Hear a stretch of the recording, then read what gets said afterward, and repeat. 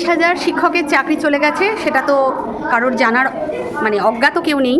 কিন্তু সবচেয়ে বড় কথাটা যেটা আমাদের মাননীয় ডিসিশান নিয়েছিলেন যে গ্রুপ সি আর গ্রুপ ডি মানে যারা এখনও পর্যন্ত মানে ডিসেম্বর পর্যন্ত চাকরি করতে পারবে না তাদের একটা অন্তর্বর্তীকালীন ভাতা দেওয়া হবে।